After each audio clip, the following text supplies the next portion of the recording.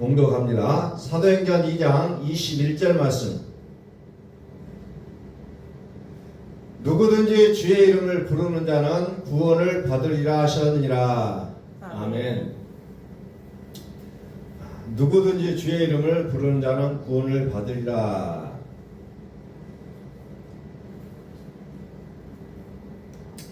오늘 우리는 살아가면서 얼마나 주의 이름을 부르고 살아갑니까? 많은 순간 우리는 주의 이름을 잊어버리고 살아갈 때가 많이 있음을 고백합니다. 힘들고 어려울 때 문득 생각해보니 그 이름이 생각날 때가 있어요.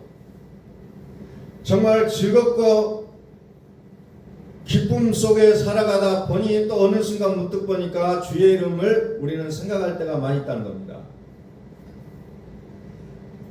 그런데 어떻게 보면은 우리는 우리의 삶 속에서 매 순간 주의 이름을 불러야만 살아갈 수 있는 존재임을 우리는 이 시간에 다시 한번 깨달을 수 있기를 소망합니다.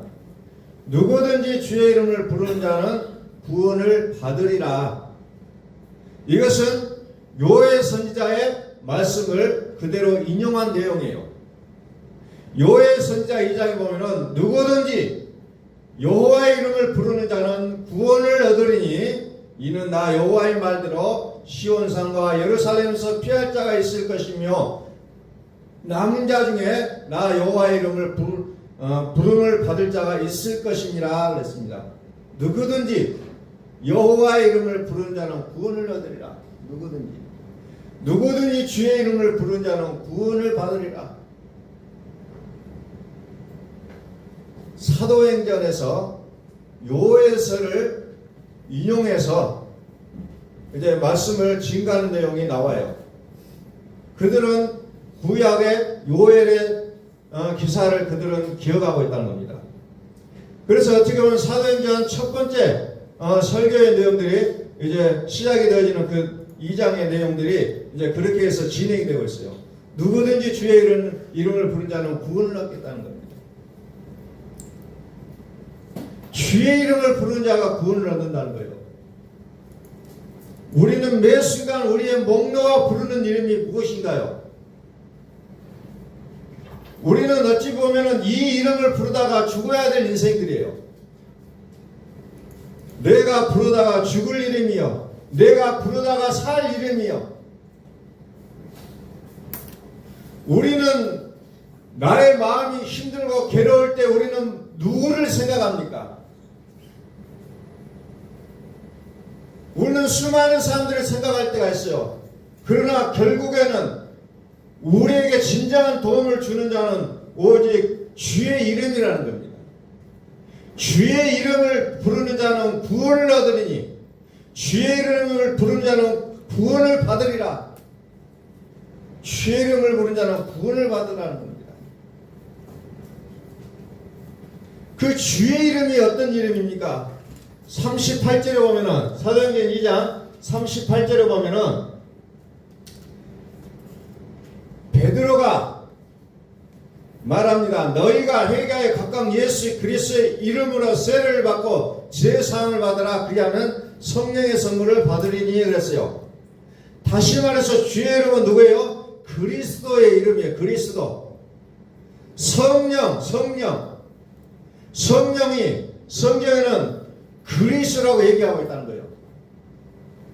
그리스도의 영. 그래서 그 이름은 무엇으로 받게 하냐면은 죄사함을 받게 한다는 거예요. 죄사함. 죄사함은 영원한 생명을 얘기하고 있다는 겁니다. 이제 우리는 오늘 이후부터서 우리는 매 순간순간마다 주의 이름을 부를 수 있기를 소망합니다. 이 이름이 나를 살릴 수 있는 이름이라는 겁니다. 우리를 염려와 근심 속에서 떠나게 할 수 있는 유일한 이름이에요. 다른 이름을 부를 때는 순간 문제가 해결되어진 것 같지만 여전히 근심 속에 사로잡히게 되는 것을 우리는 수없이 경험하게 된다는 겁니다. 그런데 그 주의 이름이라는 게 뭐예요? 오늘 성경을 다시 한번 찾아보면서 살펴보겠습니다. 주의 이름 마태복음 1장 21절 마태복음 1장 21절 주의 이름이 어떤 이름을 얘기하고 있느냐. 많은 사람들이 생각할 때 주의 이름이라는 게 다를 수가 있어요. 21절 아들을 낳으리니 이름을 예수라 하라. 이는 그가 자기 백성을 그들의 죄에서 구원할지 알심이라. 자, 예수라 하라. 이름을 아들을 낳으리니 이름을 예수라 하라 그랬잖아요. 예수라 하라. 다시 말해서 예수의 이름은 구원이라는 거죠. 죄를 어떻게 해요? 죄에서 구원할 자이십니다 그랬잖아요. 다시 이 말은 무슨 말입니까? 예수를 믿는다는 그 뜻은 이제 죄에서 구원을 얻는다는 거예요. 그럼 뭡니까? 우리의 말하는 모든 우리의 주의 이름을 부르는 우리의 입술 속에서 정죄와 판단이 있을 수가 없다는 거예요. 우리가 말하는 말까지도 무엇을 해야 됩니까? 죄사함이 들어있어야 그게 예수 믿는 거라는 거예요. 그런데 우리는 예수 믿는 거 따로, 말하는 거 따로, 행동하는 거 따로로 되어 있다는 겁니다. 말 속에 정죄와 판단이 아닌 죄사함이 들어있어야 그게 예수 믿는 거라는 거예요. 우리는 예수 믿는 것을 너무 다르게 생각합니다. 23절에 보라 처녀가 잉태하여 아들을 낳을 것이요 그의 이름은 임마누엘이라 하리라 하셨으니 이를 번역한즉 하나님 우리와 함께 계시다 함이라 그랬잖아요. 이 말은 무슨 말이냐? 하나님이 하실 것을 보게 된다는 거죠. 이게 믿음이라는 겁니다. 하나님이 함께 하신다는 게 임마누엘이요. 그 이름이 아들이라는 겁니다. 하나님의 아들. 하나님의 아들은 예수와 임마누엘로 이렇게 구분을 지어놓고 있다는 거예요. 그래서 로마서 1장에도 하나님의 아들이 뭐냐? 복음이다. 그러면서 혈통으로는 다윗의 아들이요 성결의 영으로는 이렇게 해서 이름을 구분해 놓고 있다는 거예요. 그래서 예수 하나님의 아들을 이해할 때 두 가지의 뜻을 우리가 같이 기억하셔야 된다는 겁니다. 그래서 누가복음 2장 11절에 보면은 다윗의 동료에 구주가 났다 그러잖아요. 구주. 다윗의 동료에 구주가 났으니 다시 말해서 주의 이름은 하나님의 아들 예수 임마누엘이라는 것을 우리에게 소개하고 있다는 겁니다. 이 의미를 망각해버리고 내가 예수 믿는다고 아무리 얘기해봤자 그 내용을 담지 않는 그 믿음은 어찌 보면은 온전한 믿음이 아니라는 거예요. 그래서 하나님의 아들 예수 그리스도 성경은 그것을 무수히 강조하고 있지만 우리는 너무 쉽게 지나쳐버린다는 겁니다. 마가복음 1장 1절에서도 하나님의 아들 예수 그리스도의 복음의 시작이라 이렇게 표현합니다. 시작의 복음이 있다는 거예요. 시작의 복음. 그러면서 요한계시록 1장 17절에 뭐라고 하니까 나는 처음이요 마지막이다 이렇게 설명하죠. 나는 처음이요 마지막이다. 그래서 이사야서 44장 6절에서 이제 다시 한번 설명해 주었죠. 이스라엘의 왕인 여호와 이스라엘의 구원자인 만군의 여호와가 이같이 말하노라 나는 처음이요 나는 마지막이라 나 외에 다른 신이 없느니라. 만군의 여호와를 설명하면서 뭐라고 했냐면 나는 처음이요 마지막이라. 나는 처음이요 나는 마지막이라. 나 외에는 다른 신이 없느니라. 만군의 여호와를 나는 처음이요 마지막이라고 설명하는데 이제 요한계시록에서는 예수 그리스도를 나는 처음이요 마지막이다 이렇게 표현하고 있다는 겁니다. 나는 처음이요 마지막이다. 그래서 우리가 성경을 볼 때에 구약 성경을 보면서 신약 성경으로 분명한 내용을 캐치를 하셔야 된다는 거예요. 무엇을 믿음으로 가져가야 될 것인지를 분명하게 그것을 깨우쳐야 된다는 거죠. 그냥 문자 하나하나를 끌고 가는 믿음이 아니라 정말 이 말씀 속에서 무엇을 나타내고자 하는 것인지를 분명하게 아셔야 된다고 합니다. 그래서 이 시대에 우리가 믿어야 될 우리의 주의 이름은 예수 그리스도라는 것을 성경 우리에게 말씀하고 있다는 겁니다. 만군의 여호와 그리스도 예수. 그래서 그리스도 예수는 어떤 분이냐? 죽으실 뿐만이 아니라 다시 살아나신 분이라고 설명하고 있다니요. 생명의 성령의 법이라고 설명하고 있습니다. 그래서 우리 나를 향해서 상대방을 해서 누가 정죄하리요?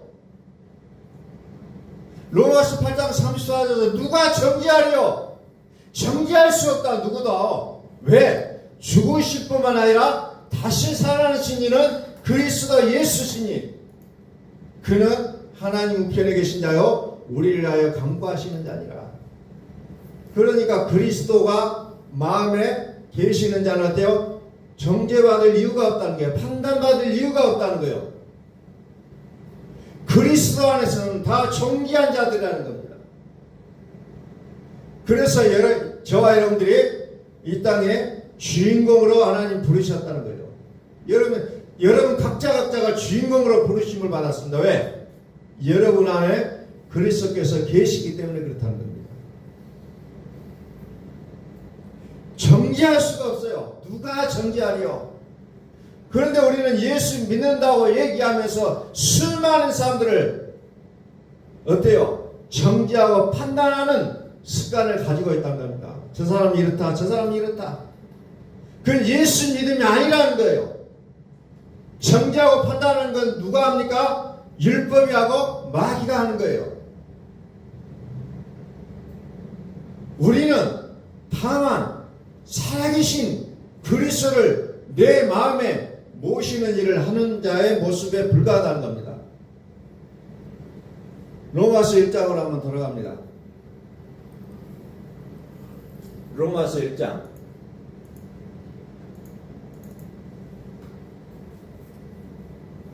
로마서 1장 1절. 예수 그리스도의 종 바울은 사도로 부르심 받아 하나님의 복음을 위해 택정함을 입었으니, 예수 그리스도의 종 바울은 하나님의 복음을 위해 택정함을 입었다는 자기 자신의 부르신 목적을 알고 있어요. 오늘 저와 여러분들은 하나님이 나를 부르신데 무엇을 위해 불러주셨을까? 무엇을 위해서 불러주셨을까를 한번 고민해 볼 수 있기를 소원합니다. 바울은 하나님의 복음을 위하여 택정함을 입었다고 선언합니다. 제가 기도할 때마다 우리 교회는 하나님의 복음을 위하여 택정함을 입은 교회라고 제가 기도하고 있어요. 하나님 이 복음을 위해서 우리를 불러주셨고 하나님 이 복음을 위하여 교회를 세워주셨다는 사실이에요. 이 복음이 어떤 복음이냐? 2절에 하나님이 선지자를 통하여 그의 아들에 관하여 성경에 미리 약속하신 것이라. 복음이 뭐냐? 하나님의 아들이라는 겁니다. 그 하나님의 아들은 뭐냐? 3절에 그의 아들에 관하여, 하나님의 아들은 어떤 육신으로는 다윗의 혈통에서 나셨고 성결의 영혼은 죽은 자들 가운데서 부활하사 능력으로 하나님의 아들로 선포되셨으니 곧 우리 주 예수 그리스도시니라. 육신은 다윗의 혈통이요 성결의 영혼은 죽은 자 가운데서 부활하셨다는 거죠. 그분의 이름이 예수 그리스도시다. 그 예수 그리스도의 은혜로 말미암아 어때요? 우리가 부름을 받았다는 거예요. 그래서 그 이름을 위하여 우리로 하여금 이 땅에서 살게 하시는 하나님의 부르심이 우리에게 있다는 겁니다. 우리는 각자 왜 사느냐고 물어보면 각자 답이 다를 수가 있어요. 그러나 하나님 모실 때는 같다는 거예요. 뭐가 같습니까? 복음을 위하여 택정함을 입었다는 사실. 복음을 위하여, 예수 그리스도를 위하여 예수 그리스도의 것으로 부름을 받았다는 겁니다. 이것은 우리가 부인할 수 없는 사실이라는 거예요. 그래서 우리는 어떤 일을 하든지 간에 예수의 그리스도의 이름이 나오게 살아야 된다는 거예요. 예수의 그리스도의 이름이 온데간데 없고 나의 이름이 나간다는 것은 부르심에 합당한 삶이 아니라는 겁니다. 자, 10장에 봅니다. 로마서 10장.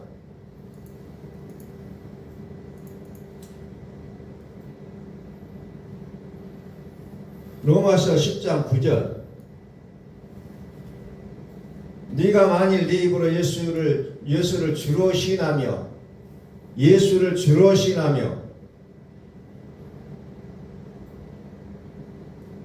누구든지 주의 이름을 부르는 자는 구원을 받으리라. 주의 이름을 부르는 자는 구원을 받으라 하니까는 툭 쳐도 주여 주여 외치는 사람도 있어요. 물론 그것이 잘못된 거 아니에요. 그것도 훌륭한 믿음입니다. 그런데 주의 이름을 부를 때 그 소리만 주여를 외치는 게 아니라는 거예요. 무엇을 동반하라고 했어요? 죄상, 예수의 아들을 낳으니 예수를 알라. 자기 백성을 저희 죄에서 구원할 자 하시니라. 아들을 낳으니 임만 너희에게 하리라. 하나님이 저희와 함께 하시니라. 이 주의 이름이 나와야 된다는 거죠. 이 주의 이름을 시인해야 된다는 거죠. 그런데 이 주의 이름의 의미는 다 까먹어버리고 오직 주여 그것만 남아있는 우리의 모습을 우리는 끊임없이 보게 된다는 겁니다. 그냥 단순하게 그 소리로 주의 이름을 부르는 것이 아니라 그 주의 이름이 갖고 있는 그 의미를 기억하라는 거예요. 그래서 시인하라는 겁니다. 예수님이 나를 위하여 죽어주셨습니다. 예수님은 형제를 위하여 죽어주셨습니다. 이것을 놓쳐버리면 나는 끊임없이 뭐가 됩니까? 정죄하는 자가 되고 판단하는 자가 된다는 겁니다. 심판자의 모습, 심판이 우리의 직무이라는 것. 우리는 심판하는 자가 아니라 오직 심판하실 수 있는 분은 그리스도 예수예요. 의에 대하여 심판합니다. 불의를 심판한다는 거죠. 그게 그리스도의 하시는 일이에요. 그래서 우리는 누가 정죄하리요? 아무도 정죄할 수 없는 자의 모습임을 성경은 우리에게 말씀하고 있다는 겁니다. 만일 네 입으로 예수를 주로 시인하며 또 하나님께서 그를 죽은 자 가운데서 살리신 것을 네 마음에 믿으면 구원을 받으리라. 그래서 주의 이름을 누구든지 주의 이름을 부르는 자는 구원을 받으리라. 근데 그 구원을 받으리라 내용 앞에 9절에 입으로 예수를 시인하고 하나님께서 그를 죽은 자 가운데서 살리신 것을 네 마음에 믿으면 구원을 받는다는 거죠.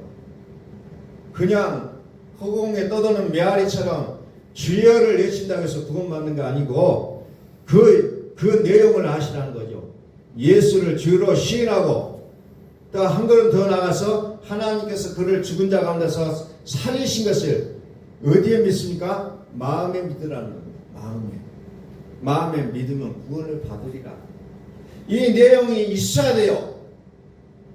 믿음의 내용 속에 들어있어야 된다는 겁니다. 무슨 내용이 들어있습니까? 죽은 자 가운데서 살리신 것을 믿어야 된다는 겁니다. 그래서 그리스도 예수의 이름은 죽으실 뿐만 아니라 살아나신 자라고 했어요. 지금은 산 자라. 전에는 죽었었노라. 그리스도의 이름을 가지지 아니하면 나는 믿었다고 믿고 있지만 나는 구원받았다고 믿고 있지만 그러나 그 구원은 아니라는 겁니다. 무엇을 믿어야 구원이라? 하나님께서 그를 죽은 자 가운데서 살리신 것을 어디에 믿어요? 마음에 믿으라는 거예요. 마음이 그리스도 예수 안에 점령당하시라는 거예요. 마음은 다른 데 있고 내 입만 주여 주여. 내 몸은 예배당에 나와서 예배 드리는데 내 마음은 콩밭에가 있어요. 그게 아니라는 거예요. 자 10절 사람이 마음으로 믿어 의에 이르고 입으로 신하여 구원에 이르느니라. 내 마음에서부터 출발하는 거예요. 믿음, 구원이. 내 마음속에 구원이 이르지 못하면 우리의 입술에서도 예수를 부인할 수밖에 없다는 겁니다.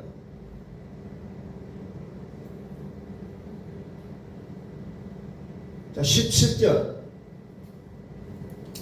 그래서 우리가 해야 될 입장이 뭐냐? 그러므로 믿음은 들음에서 나며 들음은 그리스도의 말씀으로 말미암았느니라. 그래서 우리는 들어야 된다는 거죠. 무엇을 들어야 되냐? 그리스도의 말씀을 들으라는 거예요. 그래야 믿음이 생긴다는 겁니다. 다른 얘기 만날 들어봤자 구원과는 상관없는 내용으로 들어갈 수밖에 없어요. 그러므로 믿음은 들음에서 나며 들음은 그리스도의 말씀으로 말미암았느니라. 성경을 들어도 그리스도의 말씀을 들어야 될 것인데 다른 얘기를 들을 때가 많이 있잖아요. 똑같은 성경이에요. 똑같은 성경을 인용하고 살아가요. 그러나 그리스도의 말씀을 듣지 못할 때가 많이 있다는 겁니다. 그리스도의 말씀을 전달하지 않을 때가 많아요. 그래서 뭐합니까? 8절. 그러면 무엇을 말하느냐? 말씀이 네게 가까워 네 입에 있으며 네 마음에 있다 하였으니 곧 우리가 전파하는 말씀의 믿음이라. 전하는 자가 없이는 들을 수가 없다는 겁니다. 그래서 들어야 되는데 들어야 될 내용이 뭡니까? 그리스도의 말씀을 들어야 된다는 겁니다. 여기에서 믿음이 성장한다는 거예요.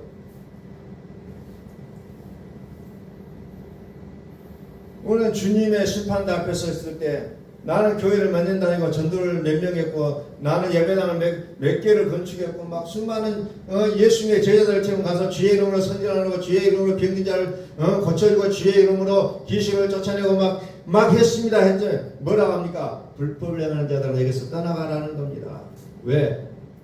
그리스도의 말씀과는 상관없는 얘기예요. 불법이라는 겁니다. 그래서 우리의 믿음의 기초를 잘 다지셔야 하는 거예요.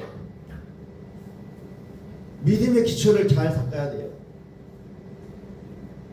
다른 사람들을 보고 그것을 바라보고 평가하고 하는 것이 아니고 정말 내가 그리스도의 말씀으로 자라가고 있는지를 보셔야 된다는 겁니다.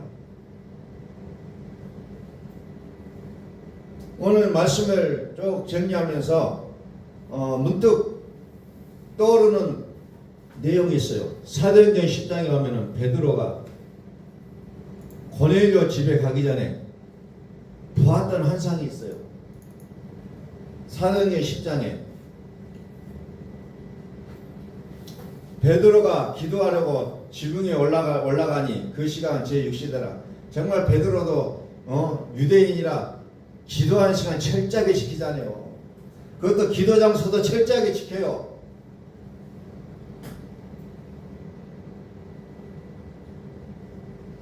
여전히 잘 믿는다고 말하는 사람들 만나서 얘기 들어보면은 주의 이름을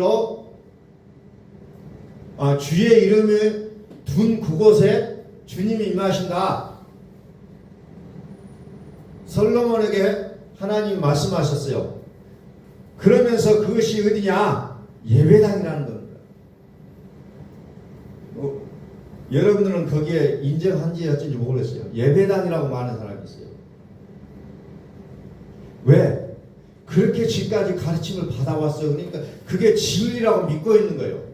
그러면 다른 곳에는 하나님의 이름을 두신 적이 없을까요? 북한의 지하교회에는 예배당을 만들어야 되고 예배당을 만들고 지하 동굴에서 들어가서 예배드리는데 그거는 하나님의 이름을 두지 않았을까요?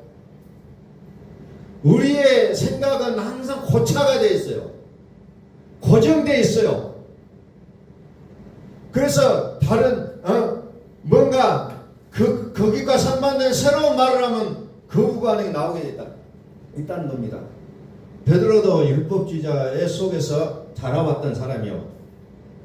그래서 정해진 시간에 정해진 장소에서 기도하잖아요. 그래도 하나님은 그것을 외면하지 않습니다.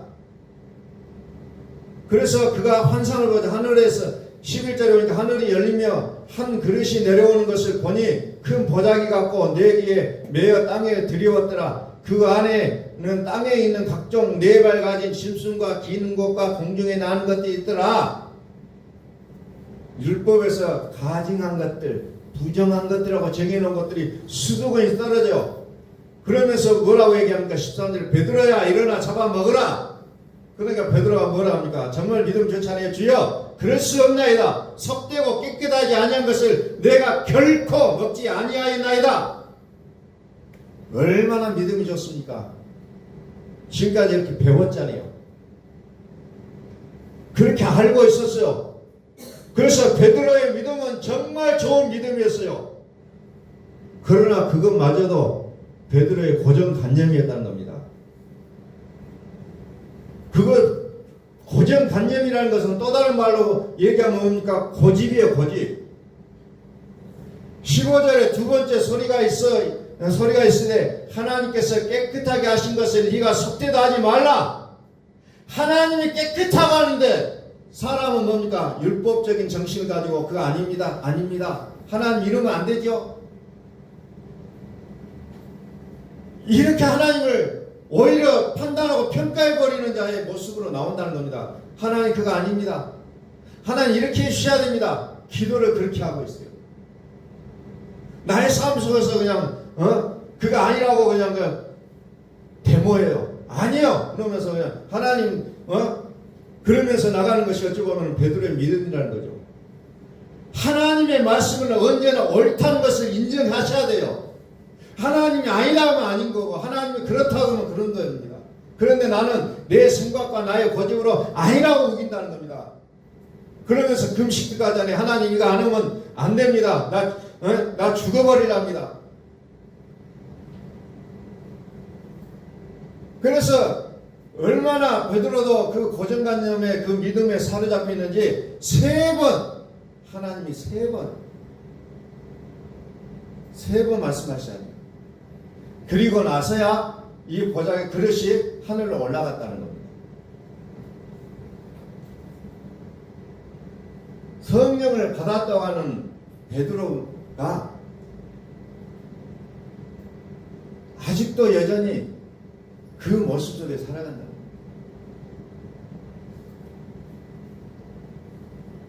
베드로의 생각과 하나님의 생각, 또 이것을 뛰어넘어서 나의 생각과 하나님의 생각에 어떤 괴리가 있습니까? 나의 생각으로 하나님을 믿고 있습니까? 그것은 하나님이 인정하시지 않은 불법이라는 거예요. 주님의 제자들이 주의 이름으로 귀신을 쫓아내고 주의 이름으로 선전을 하고 주의 이름으로 병든 자를 고쳐주고 왔음에도 불구하고 그게 다 옳은 일이고 선한 일이잖아요. 그럼에도 불구하고 불법을 행하는 자들하고 얘기합니다. 불법을 행하는 자들.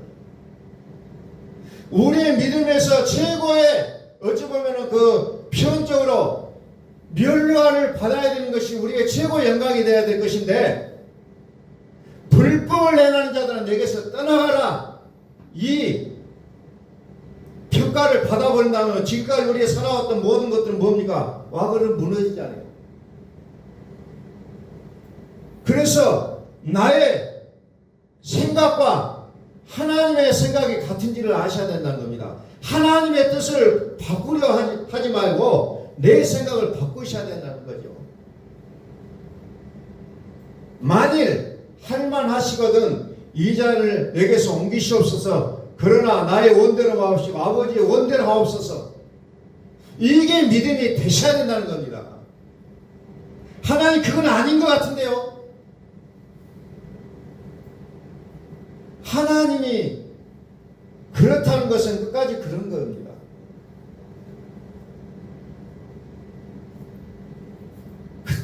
그래서 요한일서 1장 9절에서 뭐라고 합니까? 만일 우리가 우리 죄를 자백하면 그는 미쁘시고 어려워서 우리 죄를 사하시고 우리를 모두 불의에서 깨끗하게 하실 것이요. 그랬죠. 불의에서, 불법에서 깨끗하게 하신다는 겁니다. 나의 생각이 하나님의 생각과 다르다면 놔야 되는 거예요. 그런데 끝까지 고집하면 안 된다는 겁니다. 우리는 이 믿음으로 들어가셔야 된다는 거예요. 누구든지 주의 이름을 부른 자는 구원을 받으리라. 주의 이름을 우리는 매 순간순간 부르쳐야 된다는 겁니다. 나의 생각 속에서, 나의 마음 속에서 언제든지 하나님의 뜻을 찾아가라는 겁니다. 그냥 아이고 주여, 아이고 주여, 조금 어째도 주여, 주여, 주여.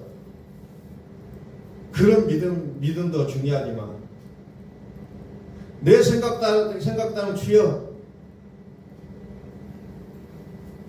정말 예수님께서 겟세마네 동산에서 십자가를 앞두고 그 십자가를 지고 싶은 생각은 없었지만, 그러나 그것이 내게서 옮겨가기를 원하는 자기의 마음이 있지라도, 그러나 내 원대로 마옵시고 아버지의 원대로 하옵소서, 이게 믿음이셔야 된다는 거예요. 예수님이 누구라고 했습니까? 하나님이라고 했잖아요. 하나님과 동등되다고 했잖아요. 그러나 자기를 비워 자기를 낮추셨다고 했잖아요. 왜 하나님이 자기를 낮추어 그렇게 하셔야겠느냐?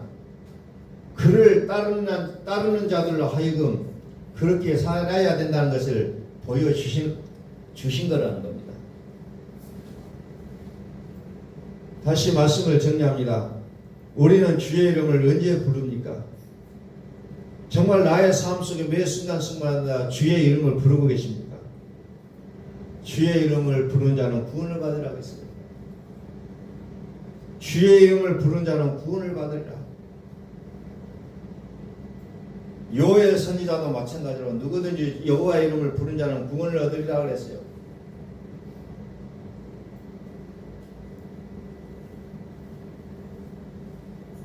주의 이름을 부르는 자는 구원을 얻으리니, 여호와의 이름을 부르는 자는 구원을 얻으리니, 이는 나 여호와의 말대로 시온산과 예루살렘에서 피할 자가 있을 것이며 남은 자 중에 나 여호와의 부름을 받을 자가 있을 것입니다. 여호와의 부름을 받을 자가 있을 것입니다. 마지막 시대는 어떻게 보면 다른 사람들이 어떻게 행하는 것을 보고 믿는 것이 아니라 하나님의 말씀을 믿는 거라는 겁니다. 그리스도의 말씀을 믿는 게 믿음이라는 거에 많은 사람들은 넓은 길로 가기 때문에, 나의 믿음은 오직 그리스도의 말씀에 접붙임 바 되어야 된다는 겁니다. 이것이 바로 나의 영원한 생명이 될 수밖에 없다는 거예요.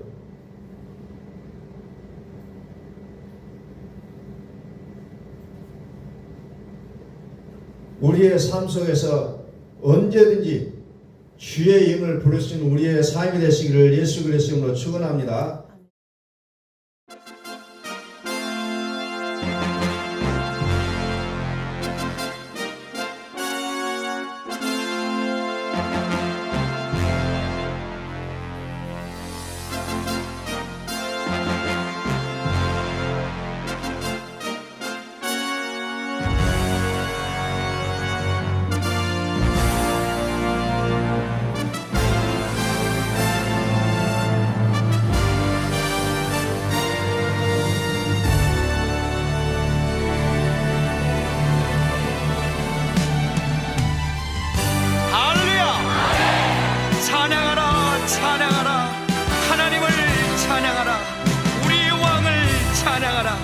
하나님은 온 땅의 왕이 되시며 열방을 지배하시니 그 이름을 선포합시다. 지존하신 주님 이름 앞에 몸을 꿇고 나경배 거룩하신 주님 보좌 앞에 엎드려